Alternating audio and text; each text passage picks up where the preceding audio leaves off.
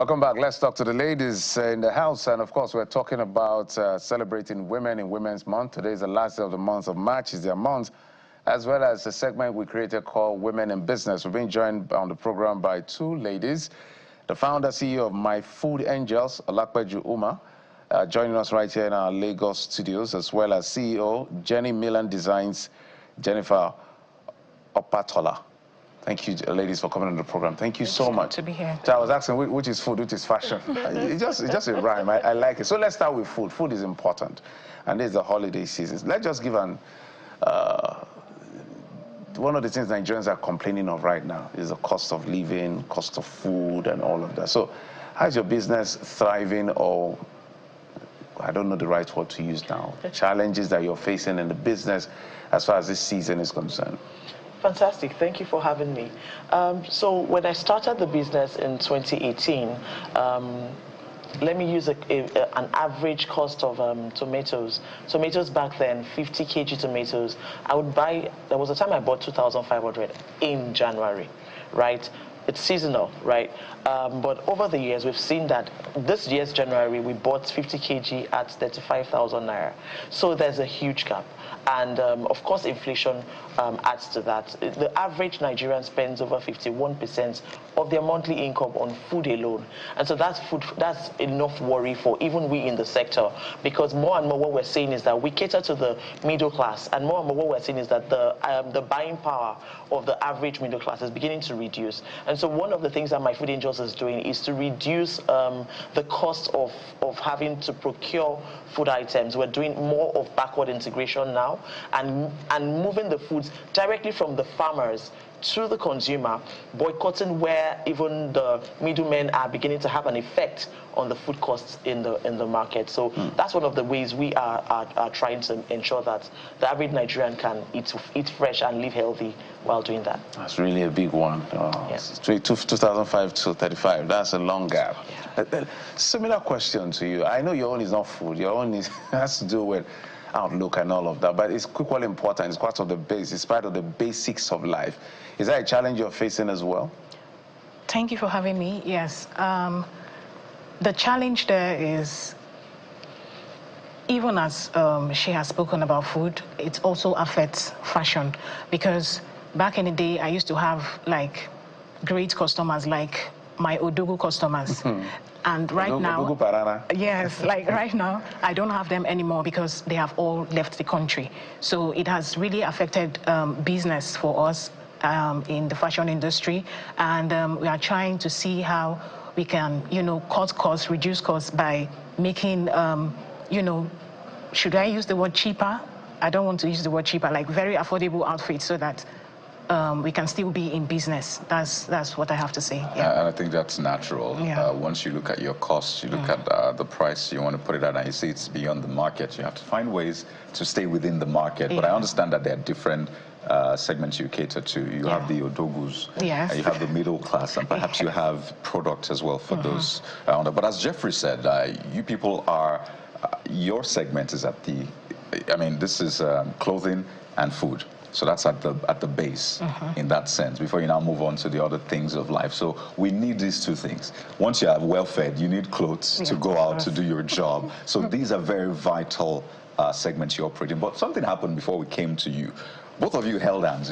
I think you basically just did woman power. I caught that. I saw both of you doing that. And I want you to speak to how it is for women doing business, right? They say women are better managers, right? So once some men see that money is reducing in the house, they just send the money to the wife. So you manage it because they know the wife will manage it well. So what is the value of having a woman as a business owner that we really don't pay attention to? Because I think women offer a lot, but we still haven't been able to crack that. And I'll start with you. Right. So, that's a great question, because, in my sector, the statistics shows that only 1 out of 4 founders is a female founder that has been funded, right? Say that again. Only 1, that's 25% of the funding that comes into the agri sector goes to women.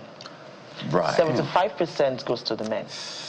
However, we see that female-led businesses are lasting longer, even though we're having to bootstrap doing that, right?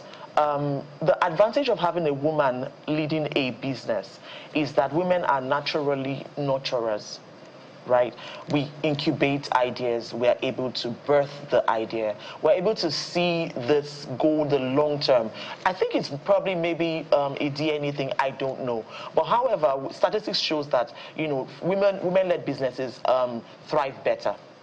You know, and it's not to even rain the parade of the men, right? But however, what it is, right? So if we're able to have more confidence in the woman, let me use an example. So there was a day I was meeting with an investor, an intending investor, and he goes, how would you be able to defend, what's my guarantee that if I fund you, my money will not end up in your kitchen, right? Oh. Because I'm a woman. However, the same investor is quick to invest in other types of businesses that are in the same sector. I'm in food procurement. The investor is willing to invest in other ones that are led by men. So there's this kind of subtle bias that is there. It's there, but we're still equally enjoying from other financial organizations that are willing to fund women-led businesses. Do we need more? Of course we need more, right? There's only so much we can do by bootstrapping. If you have great funding coming to women-led businesses, in fact, I was at a program on the International Women's Day, and the title of the program was "Women are over-mentored and underfunded." So you see, you have a lot of programs being pushed to women. Come and learn this. Come and learn. We'll mentor you. But where's the funding? Where's the crux of the matter? I want to give you an opportunity to. I don't know what you responded to that investor. What your response was, rather, would the money end up in the kitchen? So I don't know. A lot of people might be asking women, either covertly or overtly, I hope this money will end up in the kitchen or in your makeup. And all of that. What is your response? I just want to take 30 seconds to speak to that before I come to that. My response is this. Check my books. That's how I've been able to respond to everyone. Check my books and see whether that money truly, because everything I've done so far is bootstrapping. So check my books and see whether over 8 years of being in business, my money is ending up in my kitchen. So we're talking about ease of doing business. That subtle perception is a problem that has limited the amount of resources that come in the direction of women. In your view, what can be done to better reposition the fortunes of women besides this tokenism and lip service?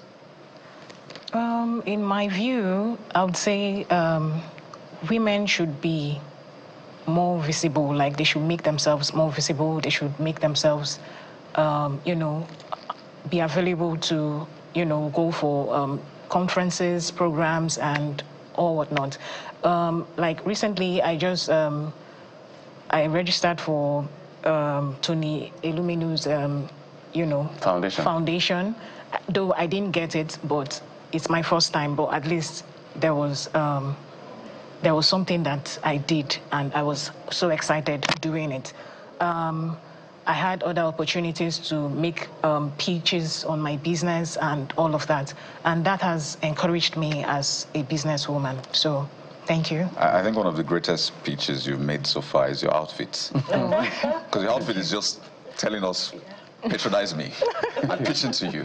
I'm a good fashion person. Lovely outfit, by the way. And it's interesting to have this conversation because it's the last day of Women's History Month, and I imagine some people are thinking, finally, we can move on to other things. But no, we're going to stay on this matter because it can be tokenism, and we're just showing some of your work, by the way. Thank you. It can be tokenism. Don't worry, after these 31 days, we will move on from this matter and go to other things. So what must we stay on? We will stay on these issues, but for you, what are the things you want to still be talked about and acted upon beyond Women's History Month, which is March? Right. So beyond Women's History Month, right? Let's look at the basics of having a woman thrive in business. I mean, I don't want to sound like a broken record, but the truth remains that I mean, I was speaking with another media house recently, and they were asking me the same question, that they're seeing that more women are going into grants than actually going for maybe equity funding and the likes. And, you know, so you would typically see women go for either grants or debt funding, debt financing, not because there is no equity funding out there, but because there's a sort of bias in that regard. And we know that, you know, when it comes to VC funding or even the private equity and all of that, it can take you farther than what a normal grant would take you, right? And that's because you're not just working with free capital. You have the backing of the VCs also helping you.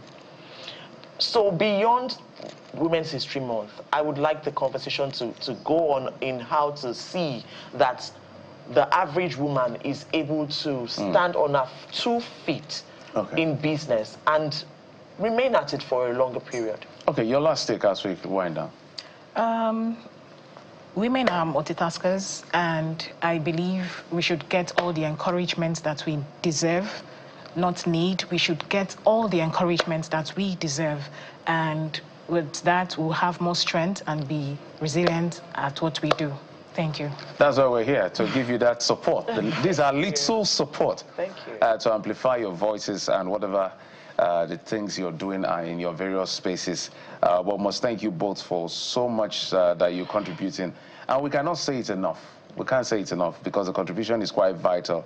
And we must walk away from tokenism if there is any conversation we have. But I must thank you, founder, CEO of MyFoodAngels, Olakpeju Umar, and Jennifer Patola, CEO, Jenny Milan Designs. Thank you both for coming on the program. I appreciate it. For giving us food and clothing. Thank you. Thank you. All right, we'll take a quick break and we'll come back in just a moment. Stay with us.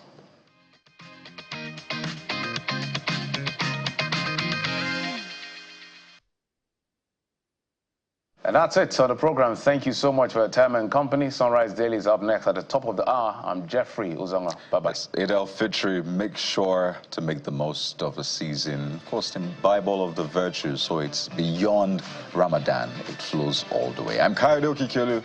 See you tomorrow. Goodbye.